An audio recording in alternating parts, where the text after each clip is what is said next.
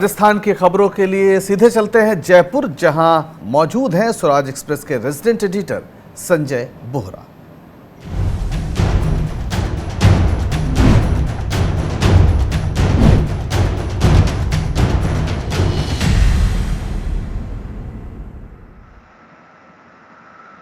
नमस्कार पंकज जी।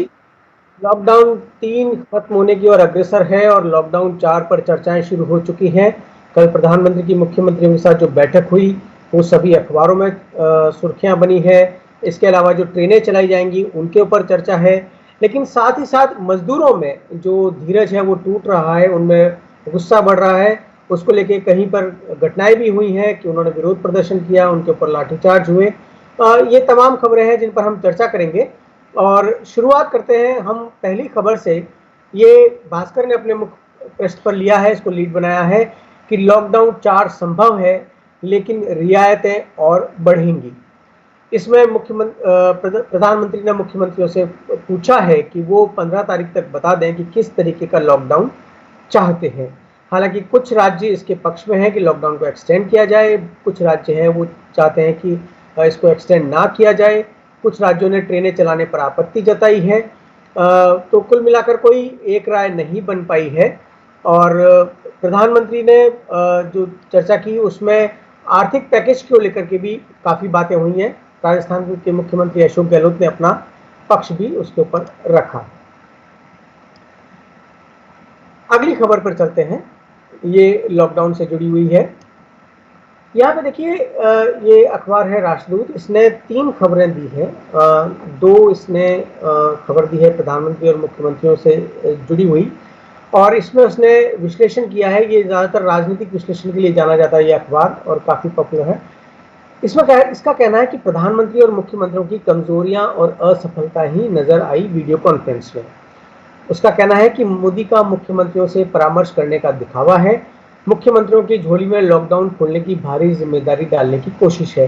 ये दरअसल जब लॉकडाउन का श्रेय जो कुछ अच्छा होगा तो वो प्रधानमंत्री अपने खाते में लेंगे, और चूंकि लॉकडाउन की मुसीबतें राज्यों को झेलनी है तो निश्चित रूप से ये उनके पास जाएगा। ये वो समस्या है। इसमें ये कहती है कि मुख्यमंत्रियों के पास भी इस बात का कोई जवाब नहीं है कि 45 दिन में उन्होंने लॉकडाउन खोलने की स्थिति में कोई प्लान या योजना क्यों नहीं बनाई कि कैसे लॉकडाउन खोला जाएगा और कैसे रिलैक्सेशन दिया जाएगा। और दूसरा, प्रधानमंत्री ने प्रारंभ में ही कहा कि उनके मन की इच्छा तो लॉकडाउन की अवधि बढ़ाने की है, पर लोगों का भारी दबाव भी है।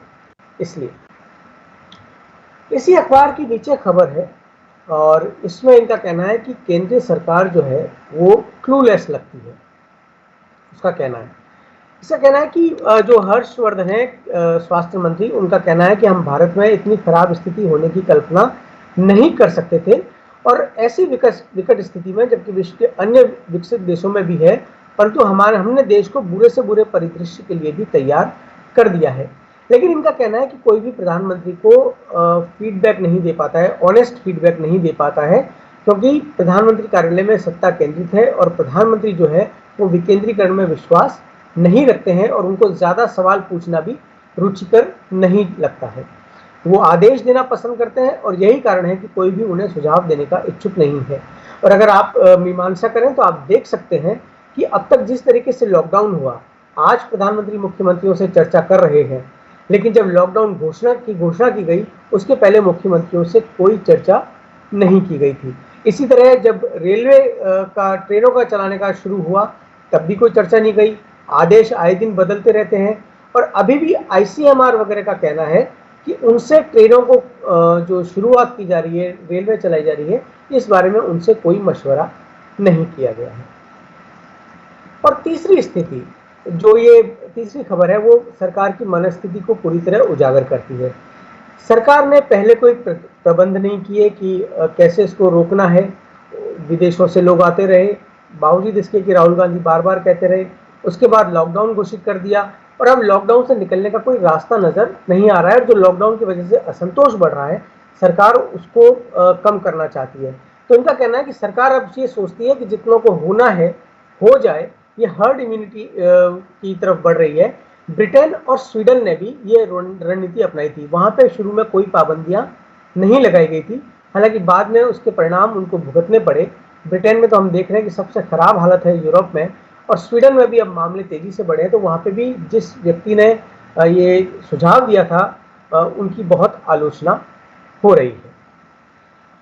हम अब यहाँ पर चर्चा करेंगे हमारे संवाददाता राम स्वरूप से, क्योंकि ये प्रधानमंत्री के साथ जो बैठक हुई, इसमें राजस्थान ने काफ़ी मुखर होकर सुझाव रखे। राजस्थान के मुख्यमंत्री अशोक गहलोत की पिछली बार भी प्रधानमंत्री ने तारीफ की थी।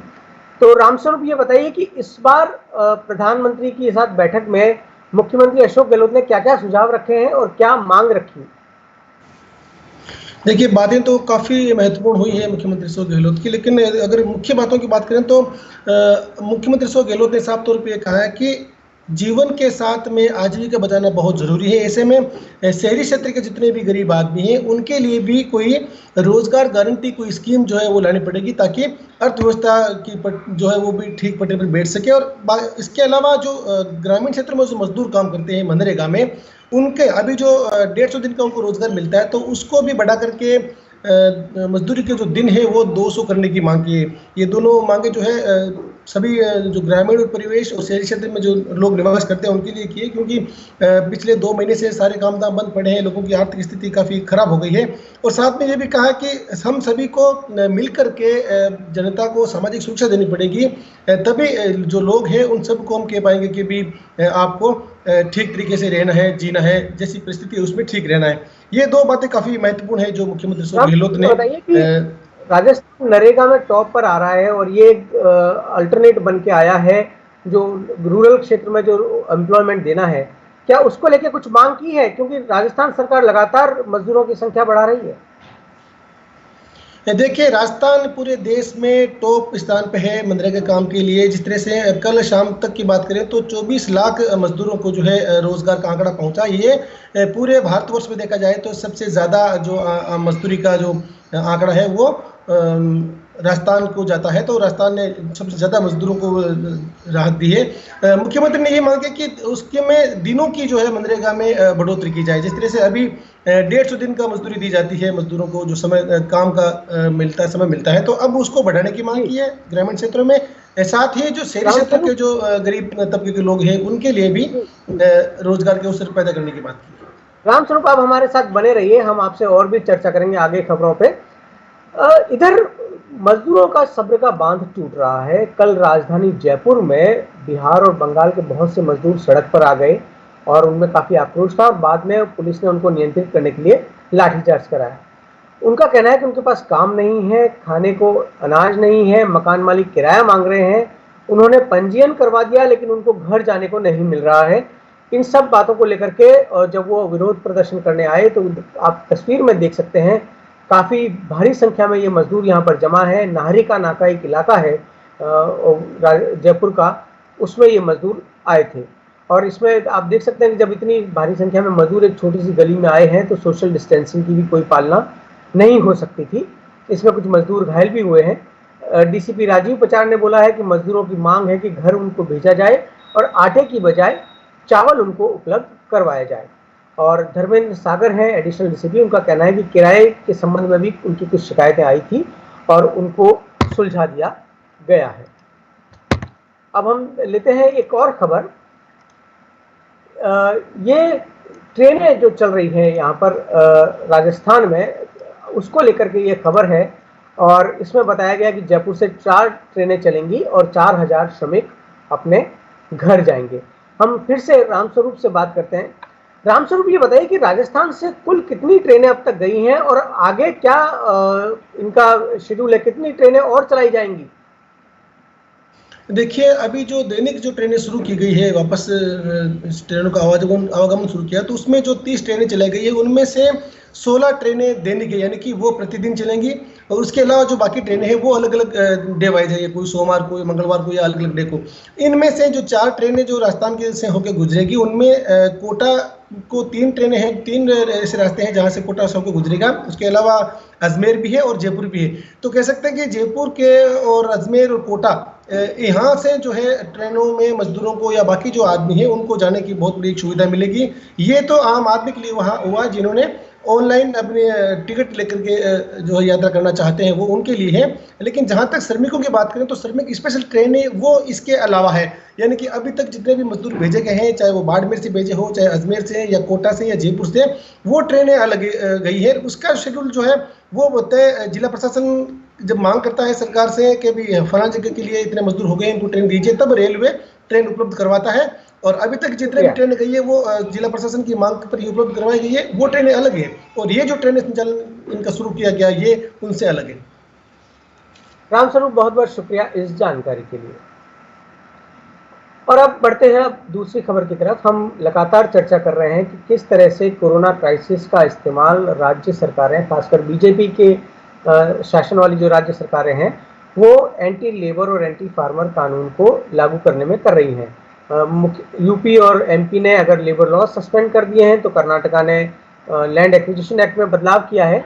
और यहाँ पर अब ये खबर है कि कर्नाटक की सरकार ने अपने श्रम सचिव को बदल दिया है, उनका तबादला कर दिया है, क्योंकि वो मजदूरों के हक में बोल रहे थे। इस खबर के हिसाब से कैप्टन पी मणिवन्नन जो है सेक्रेटरी लेबर के, उनको हटा दिया गया है। ये फैसला किया गया है इंडस्ट्रियल बॉडीज के दबाव में, क्योंकि ये जो अफसर हैं ये उद्योगों पे और फैक्ट्री मालिकों पे दबाव बना रहे थे कि आप मजदूरों को उनका जो बकाया वेतन है मार्च अप्रैल का, वो पूरा दीजिए।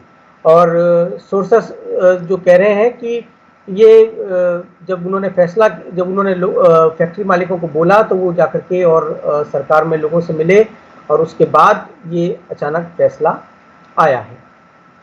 तो मजदूरों के हक में बोलना आसान नहीं है।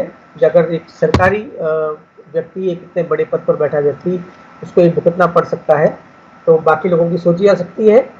और अब एक इसी से जुड़ी एक खबर पर हम चलते हैं। ये है कि ट्विटर पर भर्ती में प्रदेश में टॉप 3 जो है ट्रेंड वो भर्तियों से जुड़े आंदोलन है।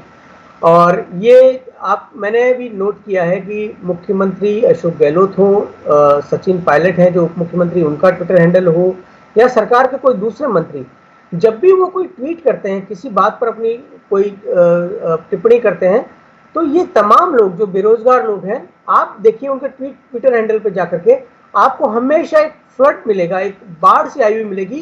ये जो बेरोजगार लोग हैं या बेरोजगार संघ हैं, इनके ट्वीट्स की, कोई भी मसला हो, ये अपना ट्वीट लगाएंगे कि आप भर्तियों से जुड़े मामले में ये कीजिए, आप भर्तियों से जुड़े मामले में ये फैसला कीजिए, आपने अभी तक ये परीक्षा आयोजित नहीं की, अभी तक रिक्रूटमेंट नहीं किया है। तो ये जो है ये सारे ट्रेंड में बने हुए हैं। आप देखिए आवर राइट RAS 2018 रिजल्ट, इसके बाद एक हैशटैग है IDC 2018 ज्वाइनिंग, इसके बाद है नीचे नो रूम रेंट। इनका कहना है कि प्रतियोगी परीक्षाओं की तैयारी को लेकर जो छात्र किराए पे कमरा लेते हैं, ये उनके किराया माफ करने पर लेकर है। इस पे 60,000 ट्वीट हुए हैं। और यहाँ पे उपेंद्र यादव है, प्रवक्ता राजस्थान बेरोजगार एकीकृत महासंघ के, उनका कहना है कि लॉकडाउन में सरकार के पास अपनी मांग पहुंचाने के लिए बेरोजगारों के पास ट्विटर ही एक सहारा है, और इन अभियानों का अच्छा नतीजा देखने को मिल रहा है। और आप पढ़ते हैं अगली खबर की तरफ। ये पत्रिका ने अपना बैनर बनाया है फ्रंट पेज पर। इसमें लिखा है कि मानसून प्रदेश में 15 की जगह 25 जून को आएगा और जयपुर 1 जुलाई को पहुंचेगा। वैसे तो मानसून की पूरे देश को बहुत शिद्दत से उम्मीद रहती है कि वो आए और अच्छी बरसात हो। हालांकि राजस्थान वालों को कुछ ज़्यादा रहती है, रेगिस्तानी इलाका है, यहाँ बारिश बहुत कम होती है, हर दूसरे साल अकाल पड़ता है। पर इस बार ऐसा हुआ है कि मई लग नहीं रहा है कि ये मई का महीना है। कहीं लू नहीं चल रही है। एक दिन अगर गर्मी पड़ती है तो अगले दिन बारिश आ जाती है, बादल छा जाते हैं। सुबह अगर धूप तेज है तो शाम होते होते घटाएं छा जाती हैं। तो इस बार तो मई का अभी तक कोई एहसास हुआ नहीं है। लेकिन ये बारिश जो छुटपुट हो रही है, इससे प्रदेश को फायदा नहीं हो रहा है, क्योंकि न इससे बांधों में पीने का पानी आ रहा है और न इससे वो वातावरण बन रहा है जिससे कि कहते हैं कि जब तेज गर्मी पड़ती है तो बारिश भी अच्छी होती है। अब एक और खबर हम लेते हैं, इससे जुड़ी हुई ही है ये खबर। इसमें ये कह रहे हैं कि जो बिजली है राजस्थान में, वो बिजली के जो संयंत्र हैं वो दरअसल अब काम करना बंद कर रहे हैं। उनको सरकार ने बंद किया है क्योंकि बिजली की मांग घट गई है। एक तरफ तो उद्योग धंधे वगैरह बंद हो गए हैं और दूसरी तरफ बिजली की मांग घट गई है। तो ये भी एक कोरोना का साइड इफेक्ट आप कह सकते हैं। तो आज की सुर्खियां इतनी ही। बने रहिए स्वराज एक्सप्रेस के साथ खबरों के लिए।